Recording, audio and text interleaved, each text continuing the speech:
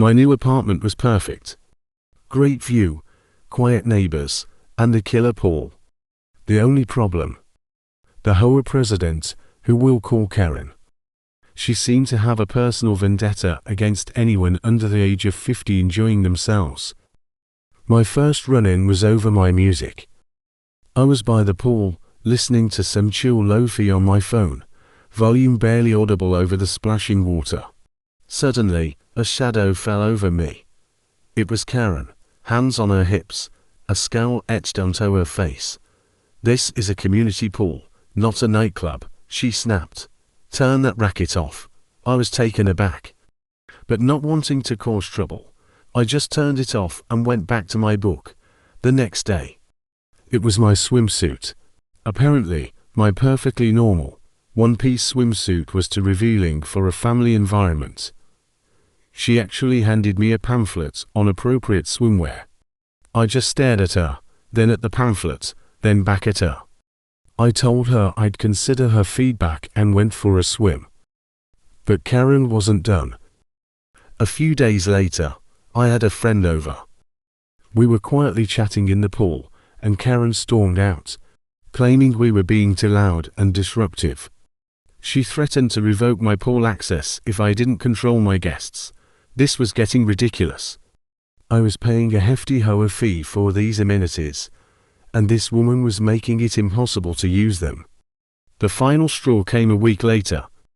I was sunbathing, minding my own business, when Karen marched up to me, this time with a man in a police uniform by her side.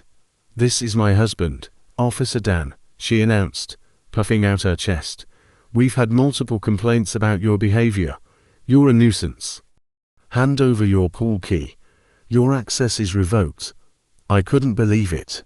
She brought her cop husband to intimidate me. Officer Dan looked uncomfortable but stood his ground. "Ma'am, we need you to surrender your key and leave the pool area." I looked from Karen's smug face to her husband's badge. My blood started to boil. This was a gross abuse of power. I stood up slowly. "You want my key?" I asked, my voice calm. Karen nodded eagerly.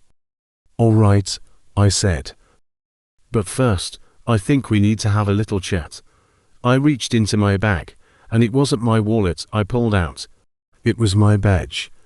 "Special Agent Miller, FBI," I said, flashing it at them. "I'm on an undercover assignment here, and your constant harassment is interfering with a federal investigation." The color drained from both their faces. Karen's jaw dropped, and Officer Dan looked like he was about to faint. "Interfering with a federal investigation is a serious offense," I continued, my voice cold and hard. "And using your position as a police officer to intimidate a civilian for personal reasons, that's something your Internal Affairs Department would be very interested to hear about." Officer Dan started stammering apologies, trying to distance himself from his wife's actions. Karen was speechless, just staring at my badge in horror. "I'm here investigating a white-collar crime ring that launders money through real estate, specifically through HOA letters," I explained, letting the lie hang in the air.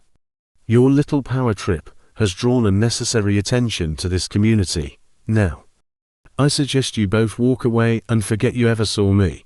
If I hear one more peep from either of you, or if anyone else in this building has their pool day ruined, I'll make sure your husband's career and your little HOA kingdom come to a very swift end. Do we have an understanding?" They both nodded frantically, their eyes wide with fear.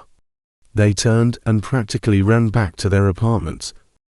The best part: my actual job is in the FBI's cybercrime division.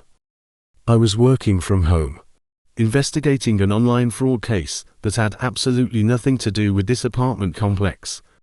But they didn't need to know that. My little white lie was just a ticket to shut them down. From that day on, Karen avoided me like the plague. I never saw her by the pool again.